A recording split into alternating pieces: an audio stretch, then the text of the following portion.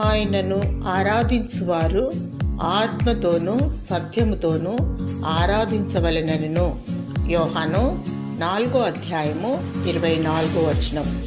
దేవుడు ఆత్మయ్యున్నాడు, ఆరాధనలకు యోగ్యుడు, స్తుతింపదగినవాడు, పూజార్హుడు, స్తోత్రార్హుడు, సమీపించరాని తేజస్సులో వసించువాడు. ఆయన పరిశుద్ధుడు, ఆకాశ మహాకాశములు పట్టజాలని దేవుడు, మొదటివాడు కడపటివాడు, ఉన్నవాడు అనువాడు, మహోన్నతుడైనప్పటికీ మానవ స్వరూపమును దాల్చి 2000 సంవత్సరముల క్రితమే ఈ లోకమునకు వచ్చాడు.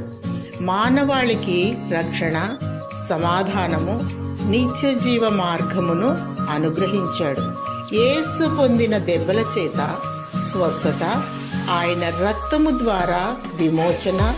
దేవుడు నీకు స్వస్థత, రక్షణ, సమాధానము, సంతోషము, నిత్య జీవము దయచేయునుగాక. ఆమేన్.